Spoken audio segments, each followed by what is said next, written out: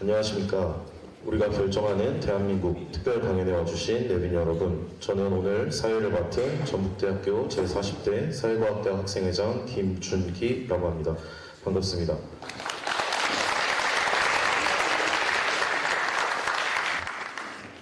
네, 오늘 조국혁신당 대표님께서 대한민국의 미래와 관련한 주제로 특강을 진행하실 텐데요. 다양한 질문과 의견을 나누면서 오늘 강연이 여러분의 생각에 많은 영감을 줄 수 있기를 바라겠습니다. 그럼 이제 조국 대표님을 모시고 특강을 시작하도록 하겠습니다. 네, 큰 박수로 맞이해 주시기 바랍니다.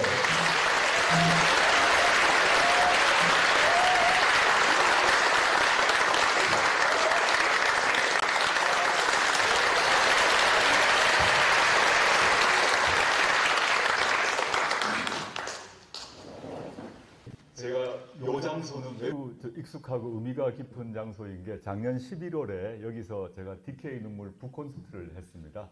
그때 제가 정치해야겠다고 결심하기 전에 고민하는 그런 상태였는데 여기서 북콘서트 하고 그때 여기 오셨던 전주 시민들, 전북 도민들이 크게 저를 격려해 주셔가지고 큰 힘이 되었고 그게 제가 정치를 해야겠다는 결심하는데 중요한 계기가 되었던 장소라서 의미가 깊은 것 같습니다. 오늘 제가 통상 강의할 때 완전 정장을 입고 오는데 오늘 탄핵다방이 저희 그 전주에 있습니다. 그래서 제가 청바지 입고 좀 캐주얼하게 입었다는 걸 미리 좀 양해해 주십시오. 통상은 완전 정장을 하는데 오늘은 약간 캐주얼 복장이라는 점 양해해 주시기 바랍니다. 오늘 제가 오늘 강의 내용은 우리가 결정하는 나라 이렇게 되어 있는데요. 제목 제목 자체는 좀 거창하긴 합니다만은 제가 무슨 얘기를 하려고 하는가에 대해서 좀 풀어 설명을 해보려고 합니다. 여기 대부분 이제 학생들은 우리 전북대 사회과학대에서 주최를 했습니다만은 학생분들 외에도 시민분께서 많이 오신 것 같고 일단 저에 대해서 간단히 한번 소개를 하겠습니다. 여기 보시면 제 어릴 때 사진 그냥 가져왔습니다. 이런 모습으로 제가 부산에서 태어났고 자랐습니다. 자라서 이게 대학 졸업 앨범 사진입니다. 고등학교 졸업했고 대학 졸업하는데 그 당시 시기가 저하고 연배가 비슷한 분들 기억하시겠습니다만 군사독재 정권 시대였습니다. 대학에 들어갔는데 대학에 들어갔을 때 대학 안에 대학 안에 항상 사법경찰 또는 진압부대들이 항상 있었고 수업이란 게 제대로 이루어지지 못했던 상황이었습니다. 제가 동아리 방에 있으면 동아리 방에 사법경찰들이 와서 감시하고 이런 시대였고 수시로 저런 모습들이 진행되었던 거고 왼편은 1987년 제 고향 부산에서 일어났던 일이고 오른편은 다 아실 광주에서 일어났던 일인데 제가 이제 중고등학교 시절 어린 시절이죠. 청소년 시절에 부마 항쟁을 봤거든요. 그때 제가 어린 시절 깜짝 놀랐습니다. 시내에 장갑차가 밀려오고 진주를 하고 총을 든 군인들이 와서 정말 놀랐는데 그 뒤로 11.6이 터져서 박정희 정권이 무너지게 되죠. 근데 그 뒤로 광주가 일어나는데 제가 1980년만 하더라도 제가 고등학생에 불과했기 때문에 무슨 일이 일어났는지를 알질 못했습니다. 근데 대학교에 들어가고 난 뒤에 어떤 깨달음이 있었나 하면 부산에서도 똑같은 일이 일어날 수 있었겠구나라는 그런 자각을 하게 됩니다. 그게 아마 저를 그 당시 대학생 조국에게 가장 큰 충격을 주었던 게 1982년에 제가 당시에 이제 몰래 보게 되었던 5.18의 각종 사진이었습니다. 그때 보고 너무 충격을 받아가지고 이거 도대체 어떻게 이런 일이 있을 수 있는가, 국가가 어떻게 이런 일을 할 수 있는가에 대한 충격이 있었고 그게 제가 법조인이 되지 않고 학자의 길을 걷게 된 게 아닌가 생각하고 있습니다. 이거 아주 젊었을 때 모습인데 울산대학교 법학과 교수 시절 모습입니다. 그래서 그리고 제가 그 뒤로 이제 좀 진보적이라고 할 수 있는 입장을 가지고 법을 좀 바라보고 법에 대한 해석도 하고 주장도 해왔고요. 교수 시절 교수 생활을 쭉 오랫동안 했습니다. 울산대, 그다음 동국대, 그다음에 모교인 서울대를 거쳐서 교수 생활을 하다가 다 아시겠습니다만 제가 청와대 민정수석으로 들어가고 그리고 민정수석에 이어서 법무부 장관 후보로 되면서 2019년에 아시다시피 이른바 조국 사태라는 게 이렇게 벌어지죠. 벌어져서 저나 저 가족 전체가 뭐 재판, 수사, 기소, 재판 받는 과정을 겪었습니다. 그런 과정을 겪고 뭐 4년, 5년 동안 고민하다가 작년 여기서 이제 북콘서트 할 즈음입니다. 그때 고민이 아주 심각할 때였는데 많은 고민을 하고 정치를 결심을 했습니다. 이제부터 본격적인 얘기를 이제 드려야 될 것 같은데 여기 뭐 길 없는 길이라고 이제 되어 있지 않습니까? 제 당시 심정이 그랬습니다. 당시 제가 뭐 재판 받고 있고 재판 결과가 어떻게 될지도 아무도 알 수도 없고 또 많은 사람들이 비난도 하고 있는 상태에서 이걸 내가 정치의 길을 걸어야 될 것인가 말 것인가에 대한 고민이 있었습니다. 아무도 누가 알려주지도 않고 나침반이 있는 것도 아니었고 지도가 있는 것도 아닌 상태였습니다. 그런데 제가 그럼에도 불구하고 이 길을 가야겠다고 선택을 한 이유가 하나는 윤석열 정권을 도저히 이대로 놔둬서는 안 되겠다라는 생각이 들었습니다.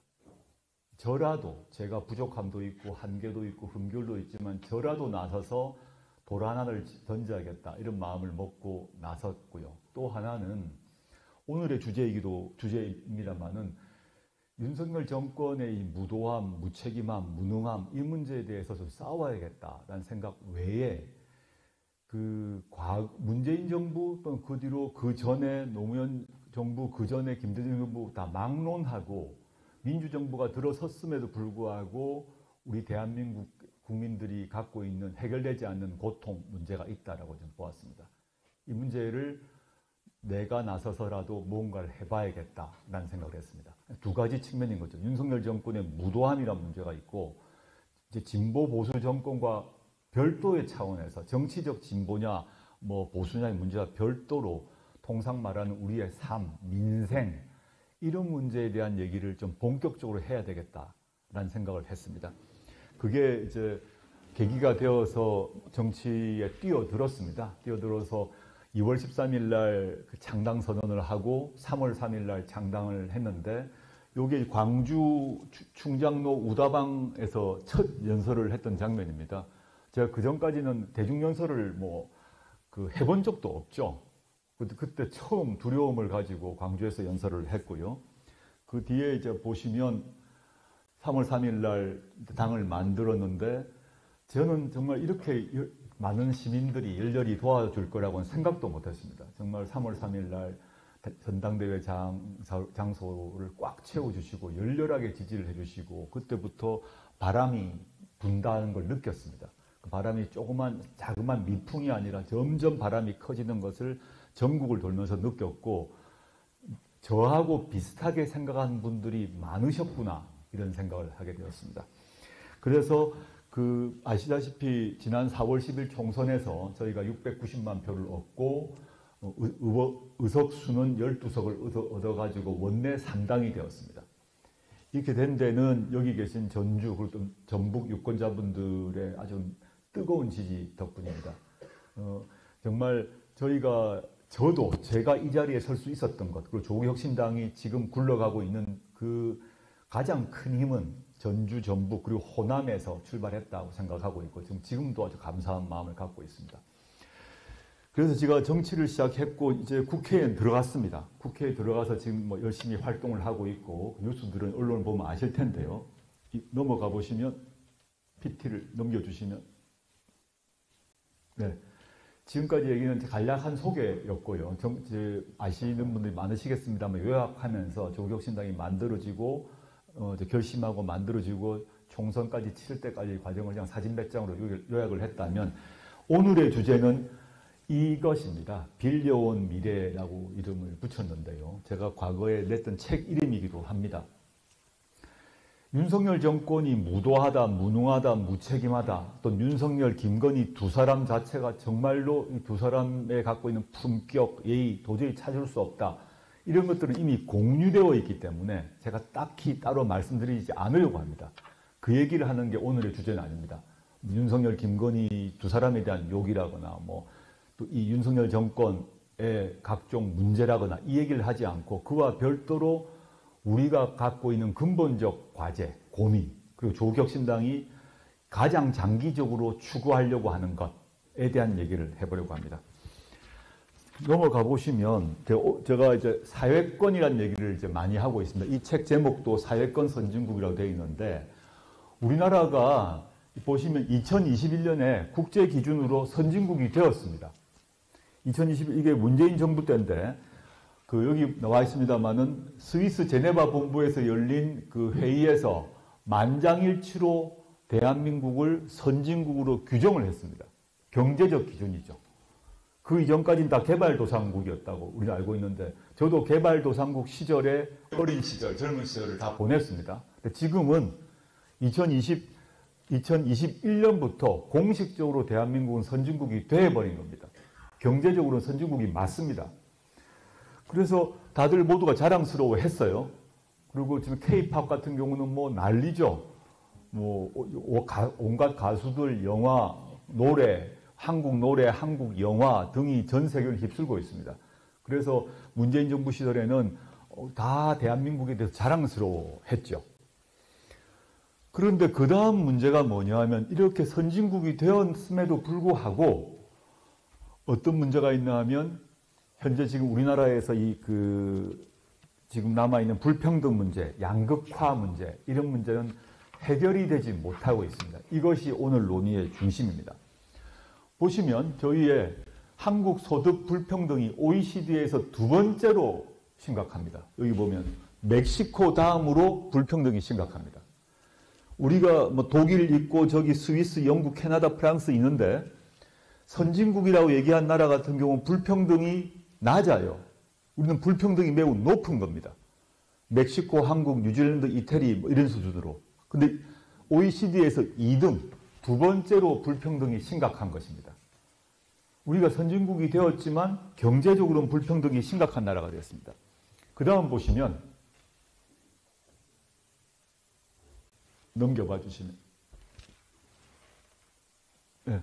그 다음 이제 보시면 이게 이제 이 불평등이 심각해서 이거 어떻게 할 것인가의 문제입니다. 사람들은 과거 생각해 보시면 군부 독재 정권 또는 개발도상국가 시대를 저보다 연배가 저하고 비슷하거나 위의 분들을 한번 생각해 보시면 당시는 예컨대 뭐 박정희 대통령 욕한다 그러면 잡혀가 두들겨 맞았어요.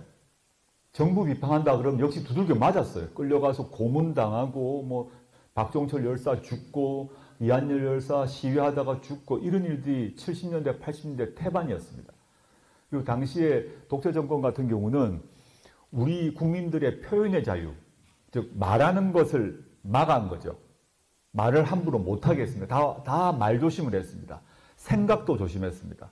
정부에 대해서, 대통령에 대해서 비판적인 얘기, 비판적인 생각하는 것을 두려워했습니다.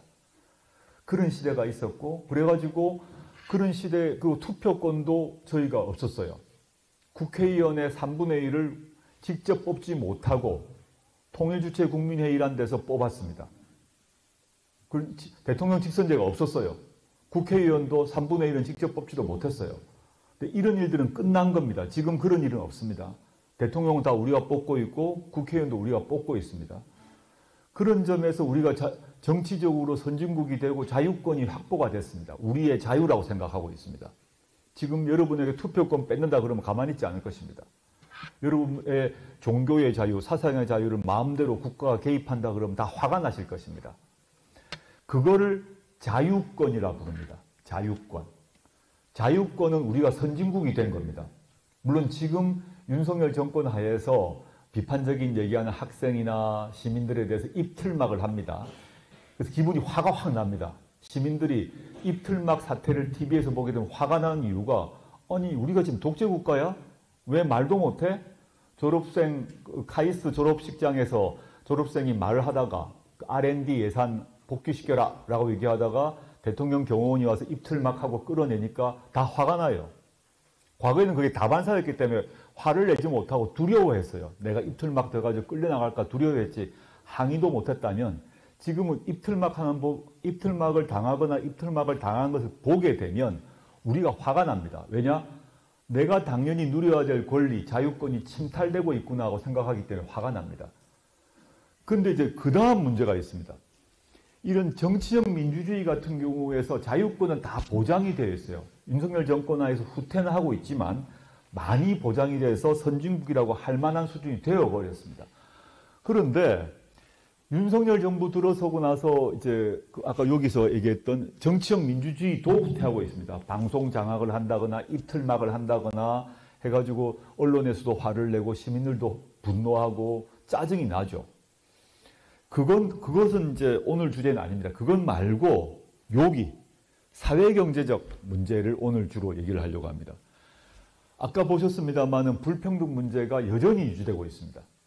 그리고 저출생, 인구 절벽 심화 다 얘기하고 있고 성장 동력 떨어지고 있다. 경제가 발전을 안 한다는 거죠. 기후위기, 사회적 양극화, 안보위기, 공동체 파괴 이 문제는 정치적 진보 보수를 떠나서 여전히 문제가 해결되지 않은 상태에서 계속되고 있다는 것이 뭐 대부분의 학자들의 진단입니다. 전문가들의 진단인 거죠. 지금 우리에겐 두 가지 과제가 동시에 있는 상태입니다. 한편으로는 윤석열 정권이 지금 엉망진창으로 만들고 있는 정치적 민주주의를 회복하는 문제가 있습니다. 적어도 문재인 정부 수준으로 그 당시에 문재인 정부 시절에 누가 대통령한테 항의한다고 입틀막 하진 않았거든요. 그때 생각해 보시면 누가 항의하면 설득을 해서 모셔오고 나갔어요. 근데 지금은 끌어낸단 말입니다. 근데 독재 정권과의 사이는 독재 정권에 끌고 가서 폈죠.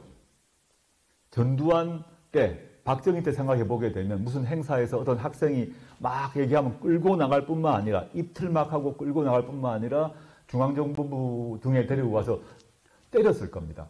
근데 윤석열 정권은 때리지는 않아요. 그 난리가 날 거니까 끌고 나갑니다. 근데 민주정부 같은 경우는 입틀막 하지 않고 조용히 설득을 해서 데리고 나가는 거죠. 그런 정도로 민주주의를 회복을 해야 되는데 이 문제 말고 오늘은 요 문제, 사회경제적 이 문제점, 사회경제적 민주주의 문제에 대한 얘기로 들어가려고 합니다. 그래서 이제 오늘 여기가 이제 사회권 그 선진국으로 가야 된다라는 얘기를 하려고 합니다. 이거는 조국혁신당의 가장 두 개의 저희가 비전이 있습니다. 약속이 있습니다. 하나는 검찰 독재 정권을 조기 종식시켜야 된다는 것이죠. 그 저희가 창당 때부터 외쳤던 것입니다. 조기 종식이란 말이 좀 어려운 말이었기 때문에 창당 이후의 선거 과정에서 3년은 너무 길다라는 말 들어보셨죠? 제가 주도해서 외쳤습니다마는 작년 말 올해 초 시점에 윤석열 정권이 3년이 남았던 겁니다. 3년을 이대로 둘 거냐? 안 되겠다. 3년은 너무 길다. 어떤 방식으로든 당겨보자라는 얘기를 호소를 했고 많은 국민들이 호응해 주셨습니다. 그건 알고 계실 것 같고 조국혁신당이 이제 만들어졌을 때 두 번째 목표가 뭐냐 하면 사회권 선진국입니다. 사회권 선진국이란 말을 맨 처음에 이제 창당할 때 했더니 당시에 뭐 한동훈 뭐 이런 이제 당시 국민의힘 비대위원장 등이 그 사회권이라는 개념이 빨갱이 개념이라는 둥, 뭐 사회주의라는 둥, 이런 뭐 말도 안 되는 헛소리 공격을 하더라고요. 여기 보시면 사회권이란 말은 제가 만든 게 아니라 유엔에서 1966년에 만든 개념입니다. 우리나라도 가입해 있습니다. 유엔 경제적, 사회적 및 문화적 권리에 관한 국제규약이 1966년에 채택이 되고 우리나라도 가입을 했고 가입했기 때문에 우리나라 정부가 정기적으로 밑에 있습니다만 법무부가 책임을 지고 국가 보고서를 발간하고 유엔에 제출해야 됩니다. 이 사회권이라는 개념은 우리 인권에는 두 종류가 있다. 자유권 그리고 사회권이 있다라는 것은 유엔에서 모두 인정하는 것입니다. 사실은 뭐 지금 초등학교는 아직 모르겠습니다만 청소년들 중고등학교 사회과 교과서에도 사실 있는 얘기입니다. 우리나라에서는 이 사회란 단어가 들어가면 뭐 사회주의 빨갱이 이런 식으로 되기 때문에 뭐 그런 공격을 받았지만 지금은 그렇게 말하는 사람들이 거의 없죠. 그래서 그럼 사회권 선진국이란 말이 무엇냐에 대한 얘기를 한 것입니다. 하려고 합니다. 자유권은 이미 선진국 수준이 되었습니다. 우리는. 그래서 모두가 자신의 권리라고 생각하십니다. 여러분의 머리카락 모양, 여러분의 패션, 여러분의 옷에 대해서 자유가 있죠. 독재 정권 때는 저보다 연배가 조금 위신 분들은 기억하시겠습니다만 남성들이 머리 장발로 귀를 덮고 칼라 뒤를 이렇게 내려오기 뒷칼라까지 머리가 길면 경찰이 와서 데리고 가고 머리카락을 잘랐습니다. 뭐 믿기지 않으실 건데 남성이 머리 길게 했다고 경찰이 데리고 와서 유치장에 놓고 가위로 잘랐어요. 여성이 미니스커트를 입으면 무릎이 몇 센치로 짧은 미니스커트니까 지금 젊은 여성들 미니스커트 많이 입는데 그럼 다 유치장에 갔어요. 지금 상상을 못하는 거죠. 내가 무슨 옷을 입을 건가에 대한 선택권이 없었습니다. 말도 마찬가지였습니다. 정부에 대해서 비판적이 얘기한다, 대통령에 대해서 비판적이 얘기한다 그러면 가서 뭐 고문당하고 두들겨 맞은 시대가 있었다는 겁니다. 그건 끝났다. 그 시대는 끝났고 윤석열 정권도 그 독재 정권이긴 한데 지금 말한 그런 것처럼 하지 못하죠. 아무리 윤석열 정권이 무도하다고 하더라도 우리 머리카락 자른다거나 치마길이 잰다거나 뭐 사람 데리고 와서 고문한다거나 이런 생각은 못합니다. 다른 방식으로 권력을 행사하죠. 그런데 오늘 얘기는 이제 그 얘기가 아니라 사회권인데 많은 시민들이 자유권은 내 권리라고 생각하십니다. 나의 종교의 자유. 여러분 중에 어떤 특정 종교가 있다. 그러면 그 종교를 누가 강제로 바꾸라고 그러면 동의할 리가 아무도 없죠. 내가 뭐 원불교 신자다 또는 뭐 가톨릭 신자인데 국가가 개종하라 그러면 참겠어요? 절대 안 참죠. 그건 내 거라고 생각합니다. 신앙의 권리는 내 것이다. 내 생각, 내 사상은 내 것이다 생각하고 내가 말하고 싶은 거 말할 수 있어야 된다. 표현의 자유. 그걸 다 권리라고 생각합니다. 그게 자유권이거든요. 자유권은 다 여러분들이 내 거라고 생각합니다. 그 권리가 침해되거나 보장받지 못하면 화가 나십니다. 오늘 지금 얘기할 거는 이 사회권입니다.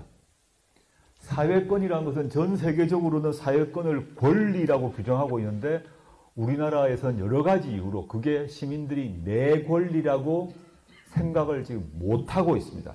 이 말이 무언가에 대한 얘기를 오늘 하려고 합니다. 그것이 바로 조국혁신당이 만들어진 이유이기도 합니다. 자, 권리라 그러면 권리는 내 거란 겁니다.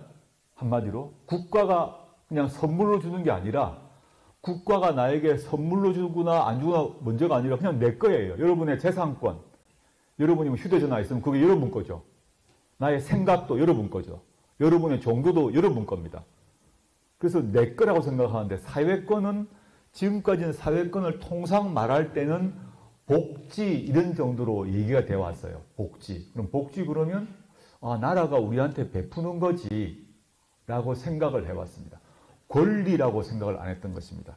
그 말을 이제 구체적으로 하나하나 보도록 하겠습니다. 넘어가 보면요. 이거 넘어갑시다. 넘어가고요. 자, 이게 집 걱정 없는 나라라고 되어 있는데 제가 지난 선거 과정에서 대구에 가서 그 전세 사기 피해자가 자살을 하는 일이 연속으로 벌어집니다. 그 대구에 가서 전세 사기 피해자분들 만났는데 펑펑 울더라고요. 젊은 부부들이 돈을 그러니까 열심히 일해서 돈 모아가지고 전세 들어가고 다음 또 돈 벌어서 그 다음 방 한 칸 늘리고 이렇게 살지 않습니까? 그런데 전세 사기를 당하니까 10년 모았던 돈이 다 없어져 버렸어요. 이런 일이 발생했는데 이게 무슨 얘기인가 하면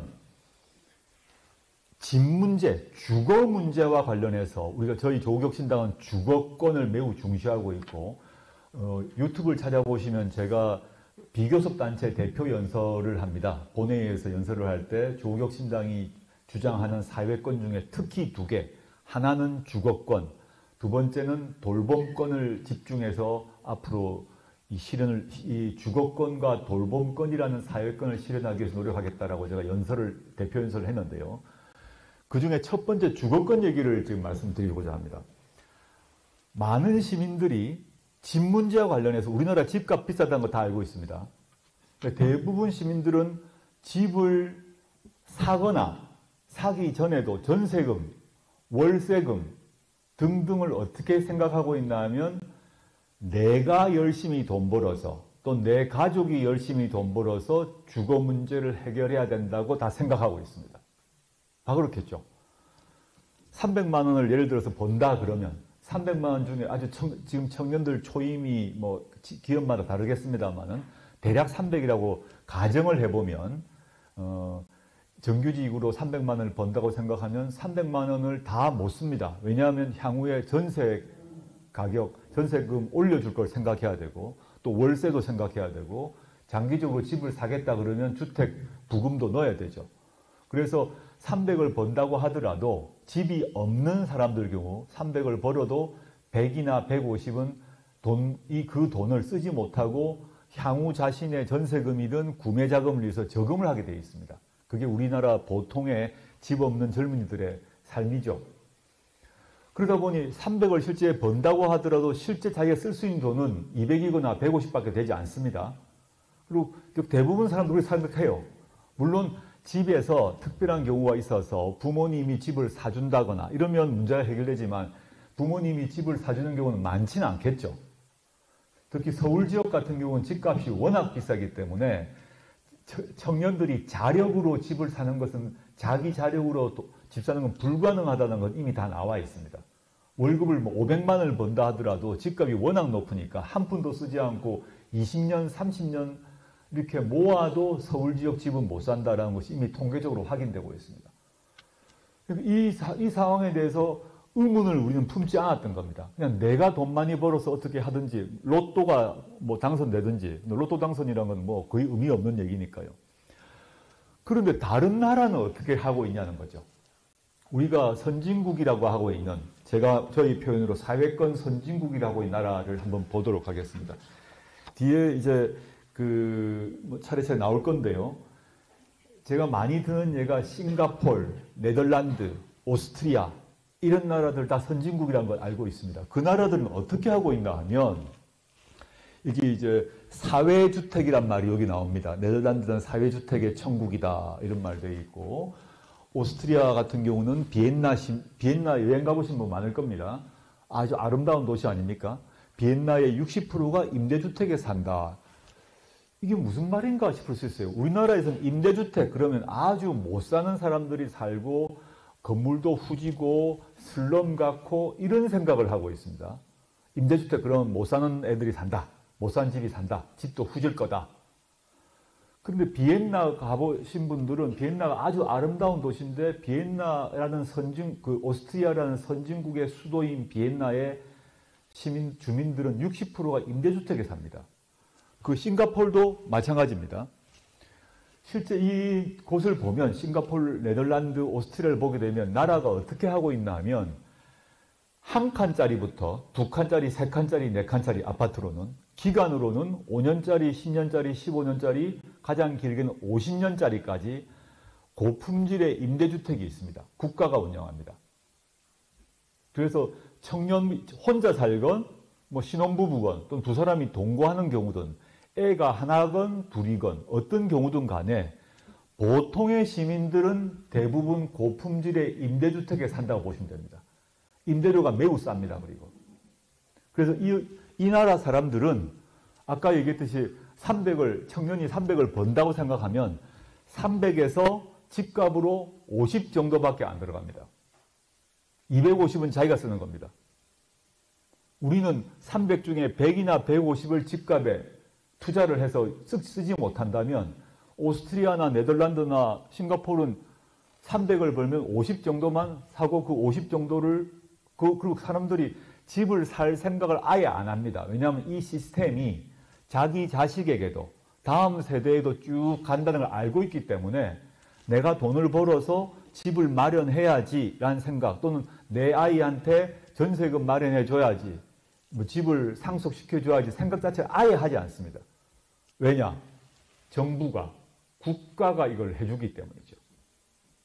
그러면 우리 주거의 문제에 대해서 이 돈이 어디서 나느냐의 문제가 남아 있습니다. 지금도 우리나라도 임대주택이 있긴 한데 지금 여러분들은 항상 세금을 내지 않습니까? 근로소득세를 월급 받으면 근로소득세 내고 그렇지 않은 경우 예컨대 지금 이 커피 한 잔을 마셔도 세금을 내는 겁니다. 간접세를 냅니다. 부가가치세 등등 다 세금 냅니다. 우리가 월급을 노동하는 사람들은 그 당연히 세금 내고 그렇지 않고 소비를 해도 다 세금을 냅니다. 커피 한 잔, 소주 한 병을 마셔도 세금을 냅니다. 그 세금은 우리가 내는 겁니다. 당연히. 우리 돈입니다. 그 세금이 모여서 국가에, 정부에 쌓이죠. 그럼 그 돈을 어디에 쓸 것인가의 문제에 대해서 우리는 한 번도 요구한 적이 없는 겁니다. 우리나라는 자유의 문제에 있어서는 왜 나를 때리냐, 왜 나의 투표권을 막느냐, 왜 나를 고문하느냐 싸워왔는데 우리가 내어왔던 세금을 어디에 써야 될 것인가에 대해서는 관심이 없거나 그는 뭐 대통령이 알아서 하는 일이라고 생각하거나 그냥 가만히 있는 상태가 된 거죠. 윤 대통령이 근데 관절을 옮긴다고 갑자기 1조 이상의 돈을 들여가지고 청와대에서 용산으로 옮겼지 않습니까? 근데 그 1조란 게 윤석열, 김건희 두 사람 돈입니까? 전혀 아니죠. 우리 돈이에요, 우리 돈. 윤석열 대통령이 집권하고 난 뒤에 해외 순방 비용이 문재인 정부의 시절에 비해서 몇백억 올랐거든요. 해외 순방 비용이 뛰었습니다. 근데 언론 보도에 나지만 시민들이 저 왜 올렸지? 신문 볼 때는 왜 이렇게 돈을 많이 쓰지? 하지만 또 잊어버려요. 그 돈도 우리 돈입니다. 근데 이 나라의 기준으로 보기에는 그 돈이 우리가 낸 돈, 즉 우리가 낸 세금을 가지고 어디에 1차적으로 쓸 건가를 결정할 때 주거권에 쓴 겁니다. 이렇게 대대적으로 집 문제를 해결해버린 거죠. 그러니까 국민들 전체가 집값으로부터 해방이 돼버린 겁니다. 이 나라는. 우리가 이제 선택을 해야 된다. 앞으로도 집 문제 관련해서 여기 청년들도 있고 또는 자식들이 있는 그 기성세대도 있을 것인데 지금처럼 집 문제를 계속 지금 같은 방식으로 집 문제를 해결할 건가? 아니면 다른 방식일 것인가? 이 문제입니다. 조국혁신당은 이걸 주거권을 국민들에게 주거권이 있어야 된다. 이 말은 우리가 호화주택에 살겠다는 게 아니죠. 통상의 보통 수준의 아파트에 자기가 정상적인 노동을 하게 되면 죽을 때까지 집 문제에 대한 큰 걱정 없이 없도록 국가가 재정 정책을 써야 된다. 그게 우리의 권리라는 것입니다. 이렇게 바꾸자라고 저희가 생각하고 있습니다. 넘어가 보시면요. 그 다음에 돌봄권이라는 게 있습니다. 이 사회권 중에 돌봄권이라는 게 뭐냐 하면 잘 생각해 보시면 지금 저하고 연배가 좀 약간 미친 한 40대 정도 기준으로 생각해 보면요. 40대 같으면 한편으로는 애를 돌봐야 합니다. 자기의 자식들을 돌봐야 됩니다. 신혼부부 같은 경우는 아기를 놓으면 아기 키우고 보육하고 이런 돌보는 문제가 있죠. 그 다음에 한 40대 생각하면 자신의 부모님이 아프기 시작합니다. 지금 초고령 사회이기 때문에 아프거나 또는 뭐 치매가 된다거나 이런 일이 발생합니다. 우리 모두가 나이 들지 않습니까? 차례차례 이제 어릴 때는 돌봄을 받는 존재고 나이 들면 어릴 때 같은 경우는 또 좀 더 크면 돌봄을 하는 사람이 되고 또 나이가 많이 들면 돌봄을 또 받아야 되는데 이 역시 우리 모두는 어떻게 생각하고 있나 하면 내가 돈을 잘 모아가지고 내 적금을 깨서 이 문제를 해결한다고 생각하고 있습니다. 우리는. 근데 지금 초고령 사회가 되어가지고 과거 같은 경우는 환갑 넘으시고 난 뒤에 많이 돌아가셨어요. 근데 지금 다 건강이 좋아지고 의료시설이 좋아져서 다 이제 뭐 환갑은 젊은이에 속하죠. 주변에 70, 80 많으십니다. 저희 돌아가신 외할머니는 101세까지 사셨어요. 근데 그 과정에 어떻게 나이가 드시면 어떻게 변해 나가는가를 쭉 제가 봤는데 우리 모두 그런 운명인데 이제 나이 드신 분들이 이제 아무리 건강하시다 하더라도 80대 후반쯤 되시면 여러 가지 문제가 생기시는데 간병비 문제가 발생합니다. 간병비는 병원에 넣는 문제 외에도 간병 인해 비용, 이 보살핌 비용이 발생하는데 그게 하루 이틀에 끝나지 않습니다. 장기간 간병 부담이 이루어지면 가족 내의 재정적 문제 외에도 가족 내 분란이 발생합니다. 누가 모실 거냐, 어떻게 할 거냐부터 온갖 일이 발생하거든요.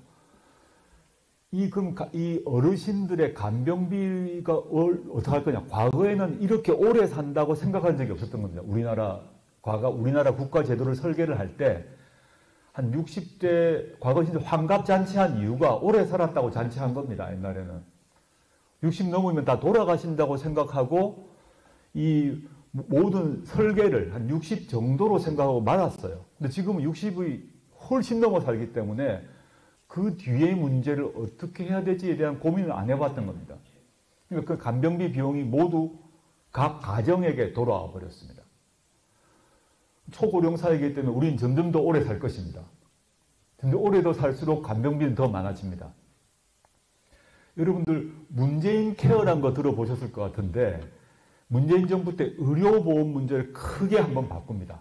바꿔가지고 지금 잘 못 느끼실 수 있는데 혹시 집안에 또는 본인이 간병비 말고 좀 아프신 데가 있다. 암이다 뭐 이렇게 좀 나쁜 병이지만 걸렸다고 하더라도 그 이전보다 의료비가 대폭 낮아진 걸 아실 겁니다. 문재인 케어라는 것 등장 이전과 이후에 의료보험 비용이 매우 다릅니다. 다른 서구에 비하면 그 의료비 비용이 한 5분의 1도 안 될 겁니다. 10분의 1까지도 안 될 겁니다. 의료비 문제를 대폭 낮췄습니다. 그래서 지금 옛날 같은 아주 옛날에는 집안에 누가 중병 걸리면 그 병구안하고 치료비 되느라고 집안의 재정이 다 고갈될 정도였는데 지금 그런 걱정을 별로 하지 않아요. 이전과 똑같이 연결된 걸 생각해 보십시오. 과거에는 우리 개인이 냈는데 문재인 케어 이후에는 국가가 의료비를 부담해 주지 않습니까? 국가가 그 의료 문제를 해결해 줌으로써 우리가 돈을 덜 쓰잖아요. 덜 쓰니까 개인에게는 좋은 거 아니겠습니까? 즉 의료 관련 권리가 우리한테 생긴 겁니다. 문재인 케어를 계기로. 근데 이제 문재인 케어가 포괄하지 못하는 게 뭐냐 하면 이 간병비입니다. 간병은 지금 국가가 해결해 주지 못합니다. 의료보험에 들어있지 않습니다. 근데 초고령 사회로 이미 가고 있습니다. 어떻게 할 거냐? 이걸 개인이 해결해야 되느냐? 우리가 낸 세금 중에서 우선순위를 재배치해서 국가가 대신해 주고 국가의 부담을 늘리고 개인의 부담을 줄일 거냐? 이런 문제가 있습니다. 그리고 아까 돌봄에서 이제 어르신 얘기를 했습니다만은 아기 얘기도 하겠습니다. 지금 저출산이라고 모두 걱정하자고 있지 않습니까? 인구 소멸이라고 모두 얘기합니다. 지금 2명 결혼해가지고 1명도 놓지 않습니다. 지금 우리가 0.67인가로 알고 있습니다. 저희의 부모님 세대 같은 경우는 대부분 다 똑같지는 않습니다만은 저의 부모님 세대는 2명이 결혼해가지고 한 3명 정도 놓으셨어요. 또는 4명. 저희 세대는 둘이 결혼해서 2 정도 나왔습니다. 평균적으로 제 친구들 보면. 근데 저 밑에 세대는 둘이 결혼해서 하나도 놓을까 말까 거죠. 그러니까 인구가 반토막 나죠. 당연히. 인구가 유지 안 되고 이제 저희 세대가 죽으면 1명밖에 안 남으니까 인구가 반밖에 안 되는 겁니다. 5천만이 아니라 2,500만을 줄게 돼 있어요. 자동적으로. 이건 이민을 대대적으로 몇 천만 명 받아들이지 않은 이상 우리의 사람 자체가 반으로 줍니다. 이게 다 걱정이라고 모두 얘기를 하는데 그러니까 왜 아기를 놓지 않느냐와 관련 페이지 넘겨가주면 좋겠습니다. 왜 이제 아기를 안 놓느냐라고 물어보면 어르신들이 이제 젊은이들한테 왜 애 안 놓냐라고 구박하고 젊은 애들이 말이야 자기만 생각하고 애를 놓으면 스스로 자란다 이런 얘기 막 훈계를 해요. 근데 젊은이들은 이 양육 비용, 교육 비용 이 너무 커서 결혼도 잘 안 할 뿐만 아니라 결혼을 하고도 애를 안 놓는 게 현실입니다. 이 문제를 했던 나라가 있습니다. 칠레가 있습니다. 칠레 여성 대통령이고 이제 바첼레트 대통령인데요. 이 사람이 칠레가 남미의 긴 나라입니다. 이 사람이 대통령이 되자마자 뭘 했나 하면 칠레가 우리나라보다 못 삽니다. 칠레란 나라가 경제적으로는 우리보다 못한 나라입니다. 군부 독재 경험이 있고 민주화가 됐는데 경제적으로는 우리가 훨씬 잘 사는 나라입니다. 그러한 칠레에서 바첼레트 대통령이 집권하자마자 뭘 했나 하면 3년 사이에 집권하고 3년 사이에 1,500곳이던 보육시설을 4,000곳으로 확충합니다. 국공립 일종의 보육시설을 엄청나게 늘린 겁니다. 국가의 돈으로. 지금 우리나라에서 국공립 유아원 가기 너무너무 힘듭니다. 당첨되면 로또 맞았다고 신혼부부들이 막 박수치고 좋아합니다. 즉 아기를 놓더라도 키우는 문제에 부담이 너무 크니까 안 놓으려고 해요. 일단은. 그런데 바첼레트 대통령이 저렇게 딱 했더니 출생률이 1.5에서 1.9로 점프를 합니다. 당연히 아기가 애 문제를 정부가 해결한다는 걸 확인되니까 신혼부부들이 편하게 아기 놓고 아기를 거기 맡기고 다니는 거죠. 이게 어떤 효과가 있었나 하면 이게 이제 아기가 많이 놓는다. 국가에서 보육 문제를 책임지는 식으로 바뀌니까 젊은 사람들이 아기를 많이 놓는다는 거 외에 보육시설이 1,500에서 4,000으로 늘어나니까 저 나라나 우리나라나 보육시설에 근무하는 사람들의 다수가 여성이었어요. 그러니까 여성들 중에서 직장 갖는 사람이 또 급증을 합니다. 집에 있던 사람들이 저 보육시설에 가서 일을 할 거 아닙니까? 그러니까 소득이 늘죠. 여성의 소득이 늘죠. 소득이 느니까 소비가 늡니다. 경제가 또 살아납니다. 저 나라에서. 요 밑에 보시면 바첼레트 대통령이 이 실험을 했을 때 당시에 1인당 국민소득이 현재 우리나라의 절반 수준에서 저걸 했습니다. 우리나라 지금도 우리가 칠레보다 더 잘 삽니다. 근데 바첼레트 대통령이 칠레에서 저 실험을 했을 때는 우리나라보다 반토막, 경제적으로 반밖에 안 됐을 때 저걸 해가지고 대성공을 거둡니다. 무상보육을 한 겁니다. 무상보육 정책을 실시했고 성공을 거두고 그래서 저 대통령이 퇴임 직전에 지지율이 85%였어요. 어마어마한 지지율이죠. 인기 좋다는 대통령도 우리나라 경우 말년에 문재인 대통령이 마지막에 40몇 %였던 걸로 기억하는데 85%의 지지를 받고 이 정책은 지금도 유지되고 있습니다. 이 말이 뭐냐? 돈이 없어서 못한다는 게 아니란 겁니다. 칠레는 지금 우리보다 반밖에 안 되는 그 시대에 저 정책을 실시를 했고 저 정책을 실시한다는 말은 칠레 국민들에게 보육권, 이 권리로 인정이 된 겁니다. 권리로 인정이 되었기 때문에 아기를 놓으면 국가가 나에게 아기를 키울 수 있도록 국가가 해결을 하라라고 우리가, 칠레 국민이 요구할 수 있게 된 거죠. 우리는 지금 저렇지는 않거든요. 그러니까 똑같은 돈을 가지고 어떻게 쓰면 나라가 어떻게 달라지는가에 대한 생각들을 다시 해보자는 것입니다. 이게 이제 우리나라 예로 한번 들어보겠습니다. 이게 이제 너무 먼 나라 같이 보입니다만은 지금 전국에서 초중고등학교에서 무상급식 하고 있지 않습니까? 전북도 지금 다 하고 있습니다.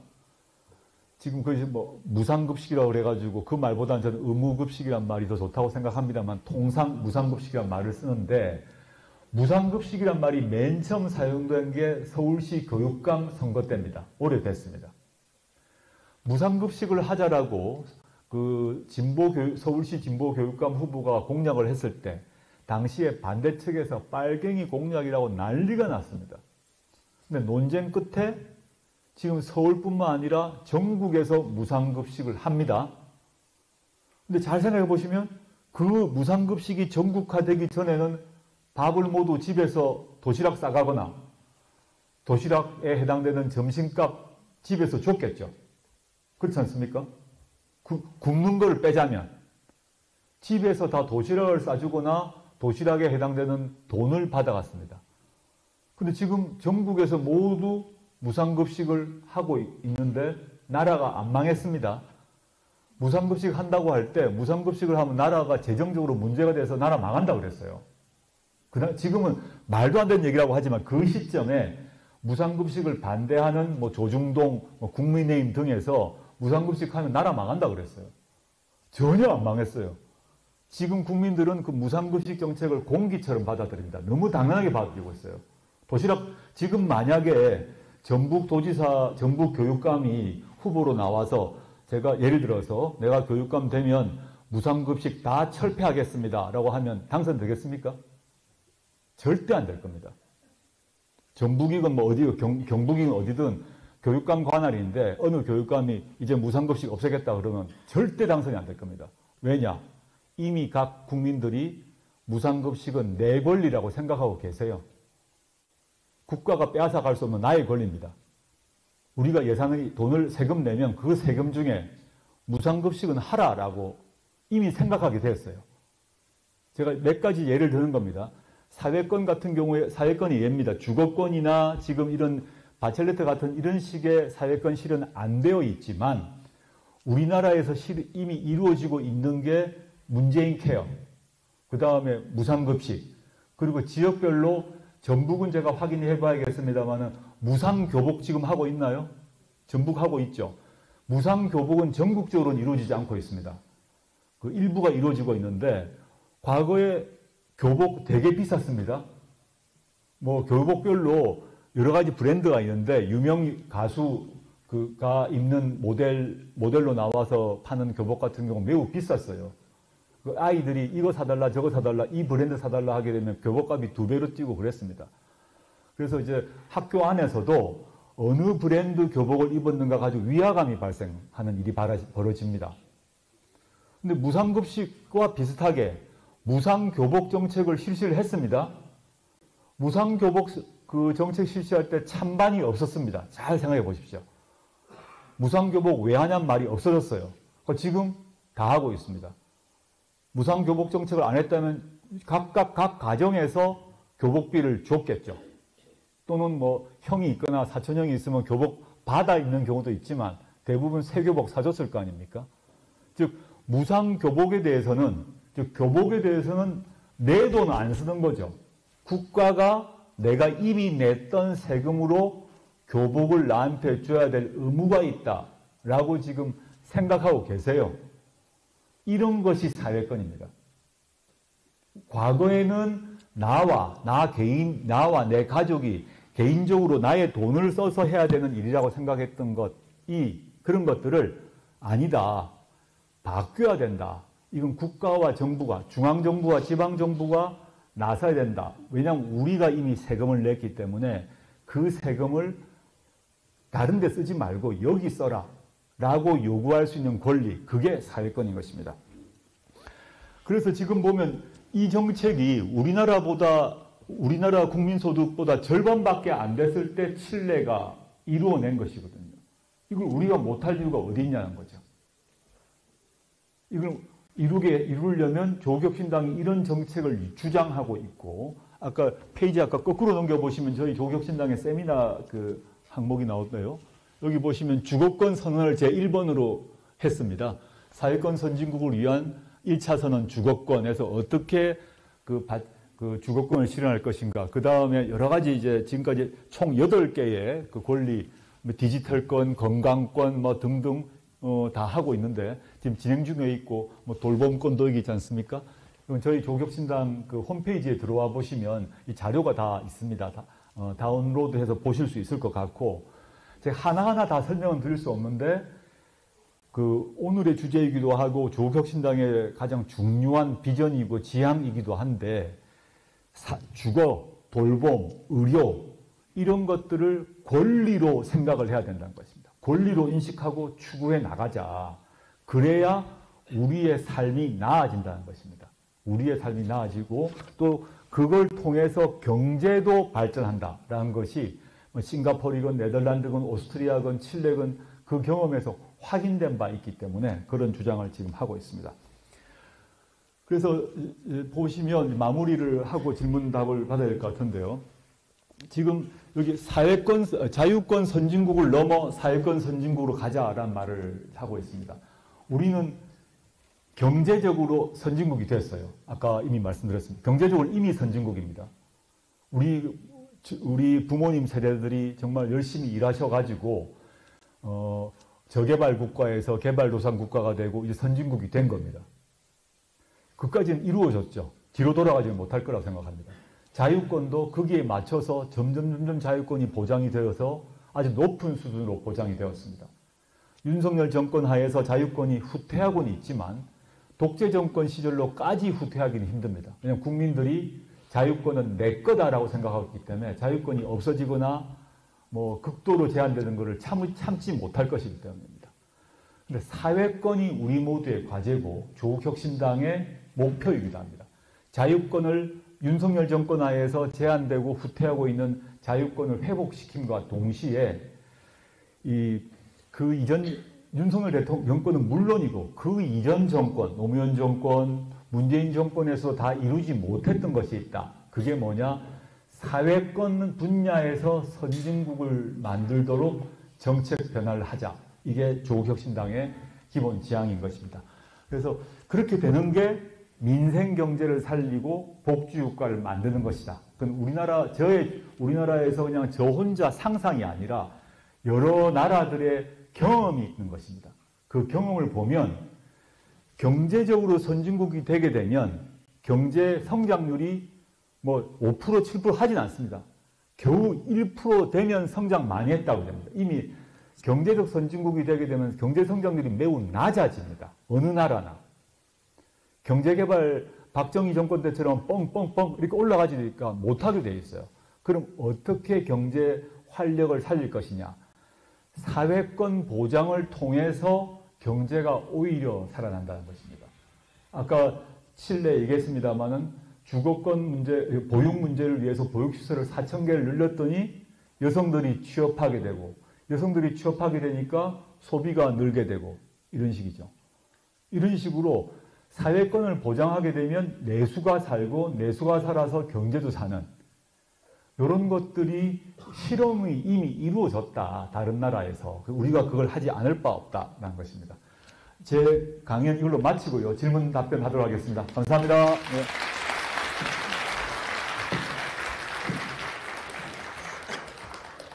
잠시 정리한 뒤에 참석해주신 내빈 여러분들과 질의응답 시간 가지도록 하겠습니다.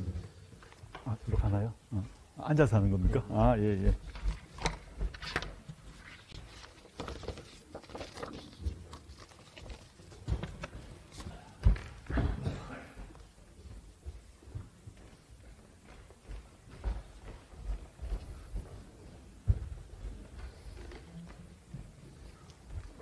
누가 같이 앉으시죠? 나하고 누가 대담자가 있을까?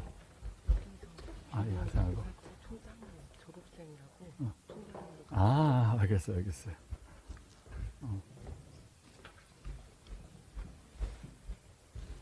네, 다음으로 조국혁신당 조국 대표님 그리고 황현선 사무총장님과 질의응답 시간을 가지도록 하겠습니다. 네, 질문은 기자분들을 제외한 일반 학생 그리고 시민분들의 질문만 받도록 하오니 부탁드리겠습니다.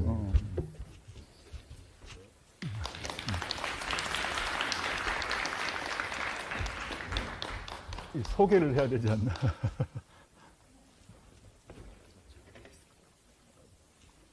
네, 먼저 황현선 사무총장님 소개 부탁드리겠습니다.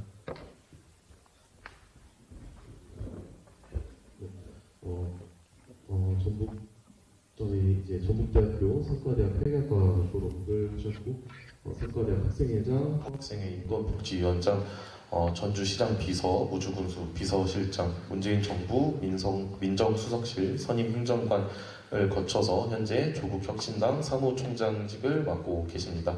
네. 반갑습니다.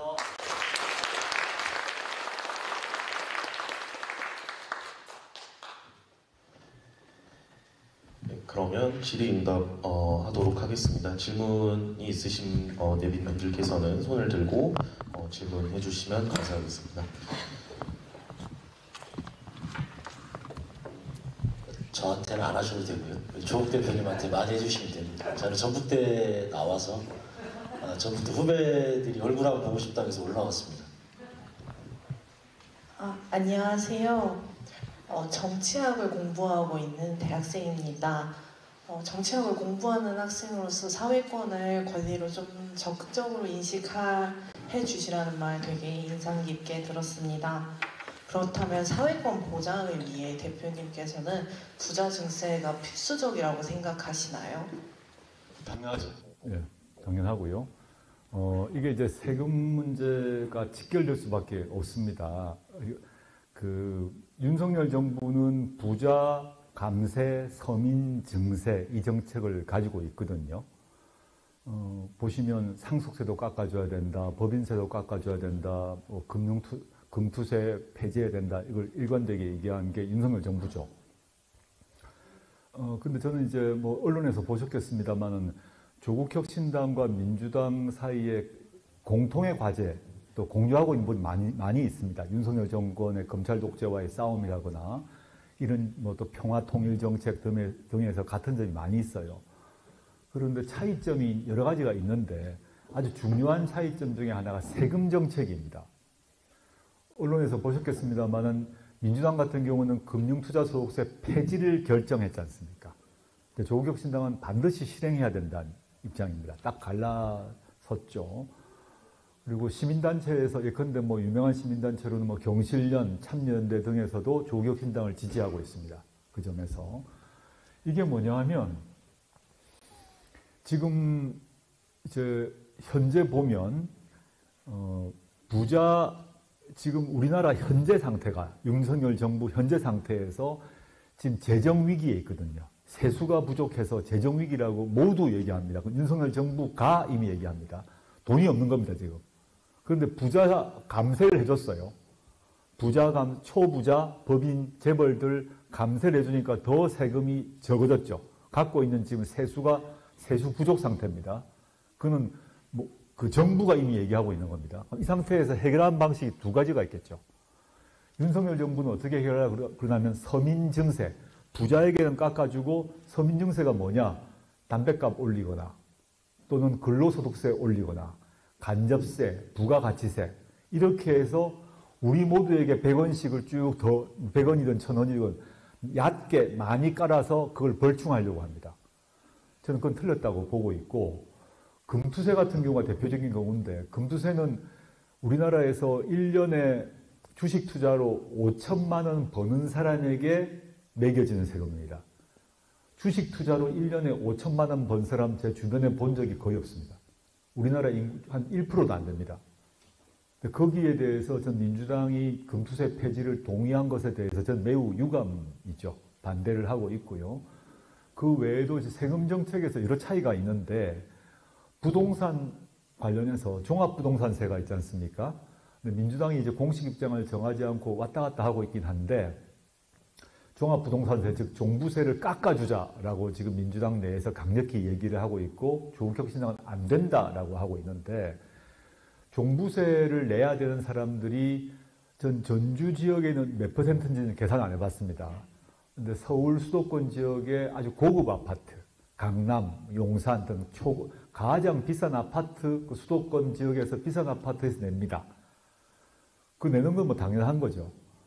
그런데 종부세가 서울 수도권 사람들만의 일이 전혀 아니라 노무현 정부에서 종부세를 어떻게 설계했냐면 종부세를 노무현 정부가 만들었는데 종합부동산세를 거두면 법에 따라서 이것의 한 80%가 지역교부세로 지역으로 내려갑니다. 수도권에서 고급 아파트에 부과돼서 거둔 종부세는 80%가 지역으로 가게 되어 있습니다. 그래서 만약에 지난번에 한 번 종부세가 한 번 완화된 적이 있어요. 완화되면서 어떤 일이 벌어졌나 하면 전북만 예를 들자면 전북에서 상대적으로 작은 시, 군이 있겠죠. 전주는 큰 곳이니까 예를 들어서 정읍이 있다. 정읍에 100억이 깎인 걸로 알고 있습니다. 내려올 돈이 100억이 없어집니다. 즉 종부세가 없어지는 문제는 서울 사람들 얘기가 아니라 없어지는 순간 지역으로 갈 돈이 뭉텅이도 없어지게 되어 있습니다. 저는 조국혁신당은 뭐 아주 강한 지역 균형 발전 그 정책을 갖고 있기 때문에 그 점에서 민주당에서 종부세를 폐지하거나 완화해야 된다는 정책에 대해서 반대하고 있습니다. 네. 좀 더 질문 드려도 될까요? 갔다가 한번 오면 어떨까요? 네네네. 네, 다음 혹시 질문하실 분 계시면 손 들고. 네.